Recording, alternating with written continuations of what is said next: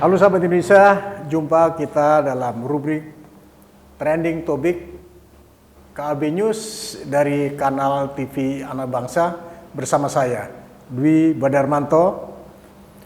Trending Topic KAB News untuk hari Rabu, tanggal 8 September 2021. Sahabat Indonesia, hari ini kita dikejutkan oleh terjadinya kebakaran di Lembaga Pemasyarakatan kelas A di Kota Tangerang. Ini yang kita angkat sebagai trending topik di KB News. Kemudian yang kedua, di era pandemi yang dimulai sejak Maret 2020 di Tangerang, justru para pejabat kekayaannya meningkat. Ini akan kita ulas bareng-bareng dengan pemimpin redaksi dari KB News, sahabat saya, Mas Yudi. Sehat hari ini? Alhamdulillah. Alhamdulillah. Mas, trending topik di KB News ini ada dua, Mas, yang akan kita angkat. Yang pertama, kejadian dini hari tadi pagi, 8 September 2021, kebakaran yang menewaskan kurang lebih 41 orang atau narapidana, Mas ya. Kemudian yang kedua nanti kita bicara kenapa justru di era pandemi ini kekayaan pejabat negara tuh naik, ya 70% ini masih diperkirakan. Deh, gimana urian Mas Yudi, Mas? Ya, terima kasih Pak Dwi ya. Jadi ini menurut kita itu tragedi kemanusiaan, Pak ya. Peristiwa terbakarnya lapas kelas 1A Tangerang ini yang menewaskan 41 semuanya narapidana, Pak. Narapidana, ya.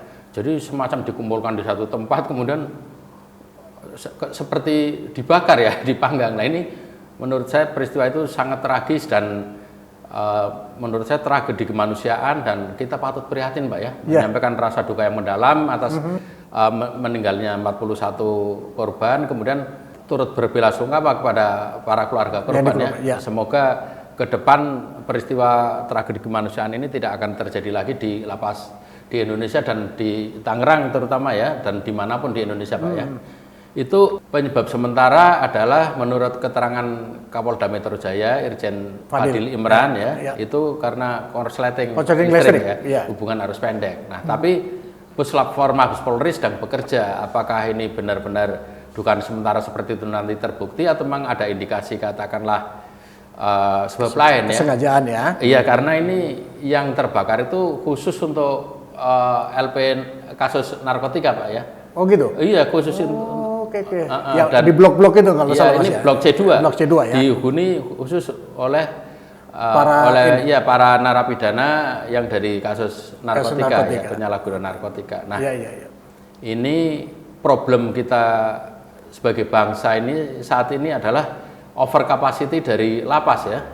Itu lapas Tangerang yang seyogianya dihuni hanya oleh 38 orang narapidana itu dihuni oleh 122 narapidana ya. Jadi memang berjejal dan berdesak-desakan ya. Dan untuk keseluruhan lapas di seluruh Indonesia itu over capacity-nya mencapai 300%, Pak. Maka ini keprihatinan kita semua, dan dari tahun ke tahun, dari pejabat menteri sampai berulang kali menteri ganti, problemnya masih seperti itu ya. Over capacity terus. Over capacity. Maka ada usulan bahwa terutama dari para pakar pidana ya, termasuk pakar hukum tata negara seperti Pak Jimli Asidiki, mantan ketua MK ya, kemudian mantan ketua MA Pak Bagir Mahanan itu mengusulkan agar dilakukan restoratif justice ya. Proses peradilan yang tidak harus melalui untuk pemidanaan ya, melalui pengadilan, tapi bisa diselesaikan di luar pengadilan ya. Tapi itu khusus untuk yang kasus-kasus bukan extraordinary crime ya. Extraordinary crime ini kan menyangkut 4 hal. Yang pertama adalah terorisme, yang kemudian kedua adalah korupsi, yang ketiga ini narkotika, dan yang keempat adalah illegal logging ya, pembalakan liar. Nah, ini extraordinary crime ini tidak bisa diselesaikan dengan restoratif justice ya. Nah, kasus-kasus lainnya supaya ini untuk mengurangi overcapacity itu supaya diselesaikan dengan model restoratif justice ya. Dan ini sudah dimulai oleh Bapak Kapolri Jenderal Listio Sigit ya sekarang ya. Oke. Beliau sudah menyelesaikan itu, sudah menghentikan ribuan perkara, sekitar hampir 2000 perkara yang sudah dihentikan semenjak beliau jadi Kapolri untuk diselesaikan secara restoratif justice. Ya, gunanya untuk mengurangi kepadatan penjara, Pak ya. Dan itu kita apresiasi. Oke, Mas. Itu di KAB News. Kasus ini diulas detail, Mas ya. Ulas tuntas ya. Dikupas tuntas.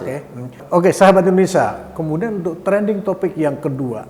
Nah, ini agak sensitif, Pak. Sensitif, tetapi ini menjadi trending topik kami di KAB News, yaitu meningkatnya harta kekayaan yang diperoleh oleh para pejabat negara atau penyelenggara negara, khususnya di DPR, Mas ya.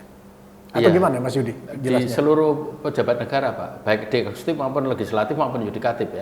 Ceritanya gimana itu, Mas? Ya, itu kita peroleh data KPK ya, itu dari KPK, ya, Mas ya? Dari KPK, Pak Pahala Nainggolan ya. Itu menyatakan bahwa selama pandemi ini kekayaan para penyelenggara negara itu meningkat 70% penyelenggara negara meningkat ya. Tetapi juga ada yang menurun, Pak, sekitar 22% ya. Menurun. Ya, nah ini menurut kami sih wajar-wajar saja, Pak ya. Karena apa? Karena selama pandemi ini dengan adanya PPKM ini kan konsumsi berkurang. Iya, beban berkurang dan sebagainya itu akhirnya pengeluaran berkurang, akhirnya pendapatan tetap kemudian meningkat ya. Ini yang selama pandemi ini yang pendapatannya tergerus kan pegawai-pegawai informal, Pak ya, pekerja informal ya. Yang pekerja formal sepanjang tidak dirumahkan, sepanjang tidak di PHK itu normal-normal saja. Apalagi pejabat negara itu kan pendapatan bulannya tetap ya. Entah bupati, entah gubernur, entah menteri, bahkan presiden, kemudian di legislatif, DPRD provinsi, kabupaten kota itu semua stabil pendapatannya, Pak. Nah, cuma karena ini pengeluaran mungkin berkurang, maka kekayaannya menanjak. Itu satu hal. Hal lain siapa tahu mereka juga punya bisnis online ya, Pak. Ini yang lagi trending masa pandemi ini kan bisnis makanan, pakaian dan sebagainya yang dipasarkan secara online meningkat ya. Nah, barangkali mereka juga punya bisnis itu ya. Mungkin juga ada yang ikut main-main berbisnis tentang kasus pandemi ini, seperti dulu kita dihebohkan dengan obat-obatan COVID-19 ya, Mas ya? Iya.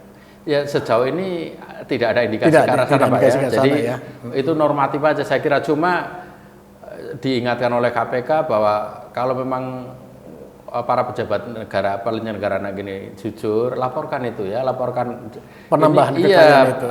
Maksudnya banyak yang sampai saat ini belum menyetorkan laporan harta kekayaan mereka ke KPK, Pak. Nah, ini mestinya tidak perlu terjadi ya, karena kekayaan itu juga di wajar ya. KPK juga mencatat pejabat termiskin maupun pejabat terkaya. Nah, ini sampai sekarang pejabat terkaya Watimpres ya, Pak Datuk Sri Tahir itu kan, pendiri Mayapada itu menurut catatan LHKPN itu dia punya kekayaan 8 triliun, tetapi yang beredar di luar adalah 72 sekian triliun ya.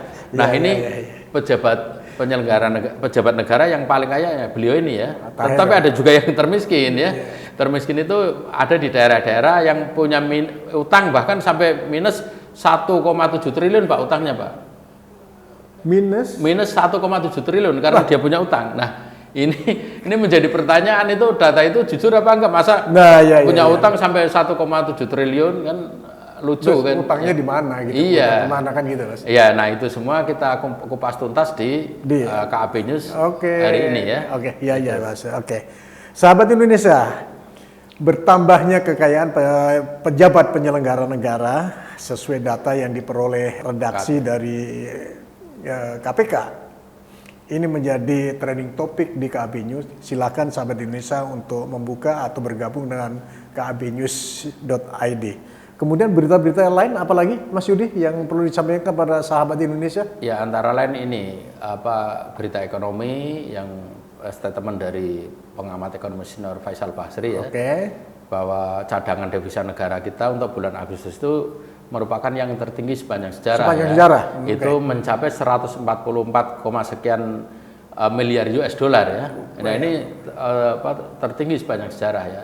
Itu satu. Kemudian berita lainnya menyangkut rencana pergantian Panglima TNI juga masih hangat ya. Masih hangat, oke. Ini kan November nanti Pak Hadi Cahyanto pensiun ya. Ini ada dua yang dijagokan, yaitu KSL Yudho Margono dan KSAD Pak Andika Perkasa. Dan ini Pangkostrat diprediksi Pak Dudung Abdurrahman naik ke KSAD ya, diprediksi. Nah, itu dari sisi politik. Kemudian berkaitan dengan pandemi ini, berdasarkan itu deteksi dari Peduli Lindungi sertifikat itu ada orang yang terindikasi positif COVID-19 itu berkeliaran Pak, ribuan ya, berkeliaran kemana-mana. Nah ini berbahaya sekali. Kita seperti tampak lengah karena ini mungkin menurun ya, akhirnya kita lengah. Termasuk kemarin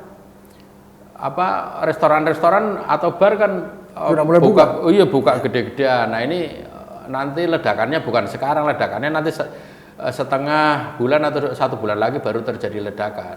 Saya kira ini perlu diwaspadai Pak ya. Dan ini juga kita tampilkan di KAB News hari ini. Itu aja Mas Yudi. Ya. Untuk lengkapnya silakan baca sendiri Pak. Jadi kalau kita utarakan di sini nggak ada yang mau baca KAB News kan. Jadi supaya para pembaca penasaran. Oke. Terima kasih Mas Yudi.